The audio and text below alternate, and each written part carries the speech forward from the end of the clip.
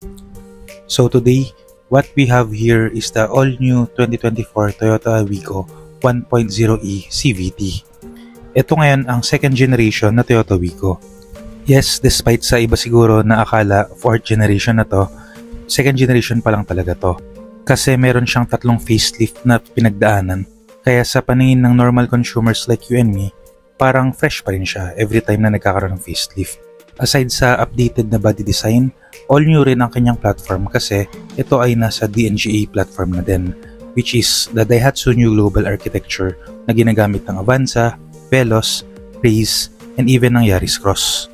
And dahil ito ay E-variant, ito ang middle variant or mid-spec variant ng mga Wigo. Merong J na manual transmission, E, and finally yung top of the line as for now, yung G.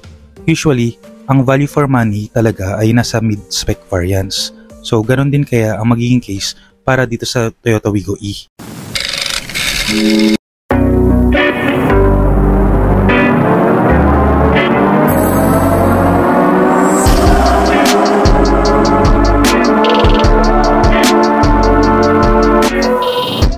Before I go on, kung mahilig ka sa Philippine car news and reviews, I would appreciate it if you can consider giving a like on this video and subscribing to the channel.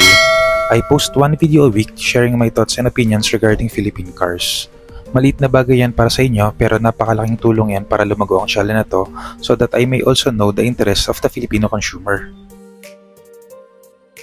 Looking at the front, dito natin makita talaga ang new design language ng Toyota, which is parang angry girlfriend na medyo malaki yung kanyang grills, and similar sa mga bagong modelo na lumalabas ngayon, all LED affair na ang kanyang mga headlights and DRL, including yung kanyang turn signal lights.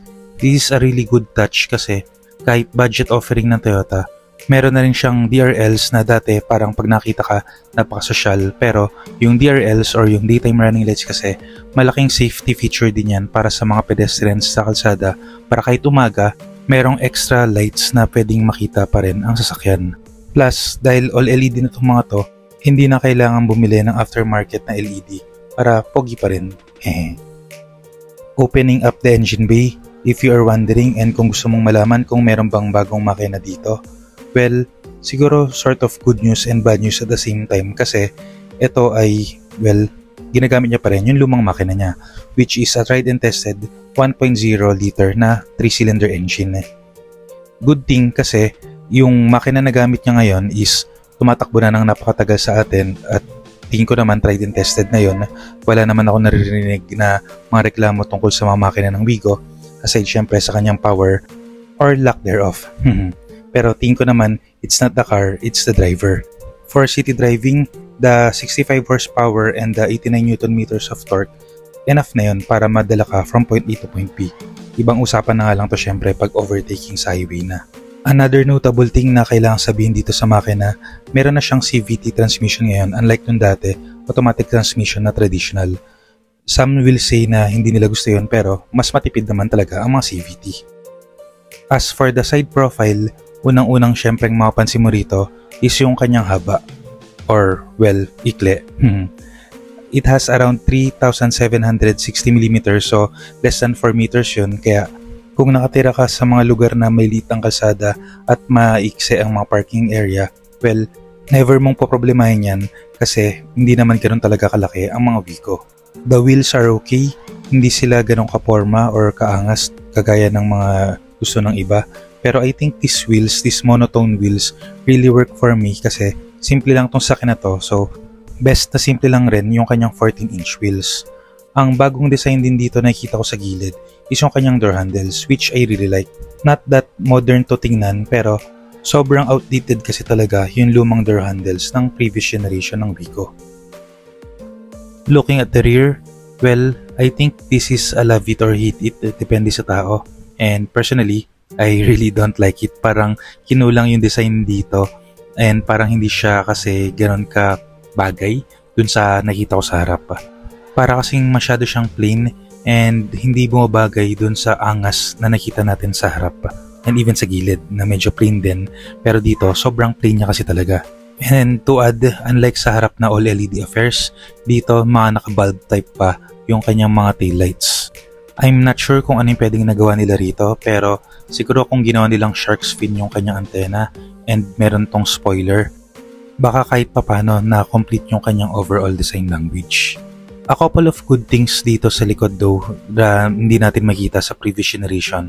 Well, number one, by default, meron na tong rear sensors kaya, well, not that you need it kasi napakadaling i-park talaga na itong sasakyan na to. Pero kung gusto mo ng extra eyes or in this case extra ears, nandyan yung extra sensors para magabayan ka habang umatras ka pa-parking. Another thing din na okay dito na nakita ko is meron na siyang pindutan para mabuksan yung kanyang trunk. Dati kasi wala yun. I know it sounds basic na at bakit wala yun, pero at least ngayon meron na siya. At the back, medyo nakagulat talaga na kahit malitong sasakyan na to, napaka-significant pa rin ng kanyang space para sa kanyang trunk. I wasn't expecting this much space, pero dahil ito ay DNG platform na nga, na-maximize na nila yung space. Last pero definitely the least siguro dito sa likod is yung kanyang spare tire na stainless pa. Entering the rear seats, nakita pa rin natin na meron siyang bottle holders at both sides of the doors. And dahil ito ay budget offering from Toyota, of course, we would not expect more from a hard plastic material sa kanyang sidings. Sitting here at the back seat, naka-adjust yung harap para sa driving position ko. I am 5'9" or 5'9.5" on a good day. And napansin ko, significant din yung kanyang luwag compared dun sa dati. Hindi ko alam paano nila nagawa to pero yun talaga ang magic ng DNGA platform. The headroom is okay din. Hindi ako parang claustrophobic dito sa likod. Even if siguro 2 tao dito sa likod, kasya naman. Pagka ginawa mong 3, well, medyo mahirap na yun kasi may center tunnel. Kaya best na 2 lang ang sakay dito sa likod during long drives or siguro maliit na bata or young adult dun sa middle passenger dahil nga dun sa center tunnel niya.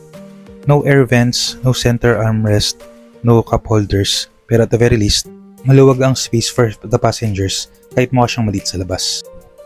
Entering the front seats, ang unang napansin ko dito, of course meron siyang basic na buttons para sa mga power windows, pero ang hindi ko makita dito talaga is yung adjustan ng kanyang side mirrors. So looks like manual adjust to. Literally kung kailangan mong i-adjust yung kanyang side mirrors, buksan mo yung bintana at saka mo i-adjust. That is so 80s in my opinion. Yung 90s kasi alam ko meron ng manual adjustan at least na nasa loob. What is new na pwede mong ma-adjust dito is yung kanyang mga upuan. Dati kasi yung upuan hindi na-adjust. Bahala na yung driver mag-adjust para mahanap yung kanyang driving position nang hindi ina-adjust ang upuan. However, similar sa dati, hindi pa rin adjustable ang kanyang manibela. Pero at least na-adjust na yung upuan. At the very least, nandito pa rin yung basic feature comforts na hinahanap mo sa mga bagong sasakyan. Of course, power steering na to. Merong almighty aircon, though manual. At the very least, alam naman natin na okay ang mga aircon kahit papano ng Toyota. 12-volt socket, meron din siya. At dahil wala tong DVR or yung dashcam, I think magamit talaga tong 12-volt socket na to para pagsaksakan ng dashcam, which is only available sa G variant ng Wico.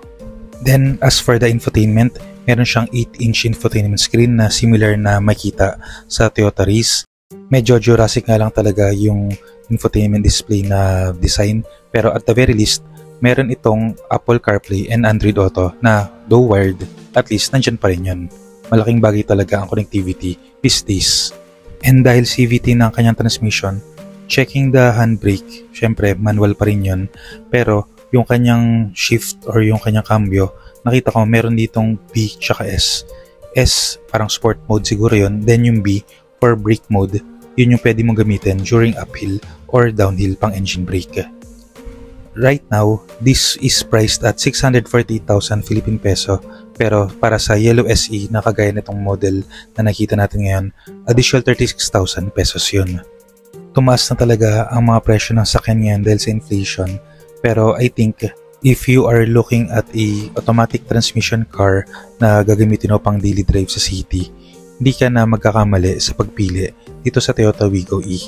But if you have more cash to shell out, I really believe na pumunta ka na sa G model nito. That's it for this video. Kung may gusto kayong idagdag, put them in the comment section down below. So this is Kai, your driver but not so sweet lover na nagsasabing, keep calm, drive safe, and stay awesome.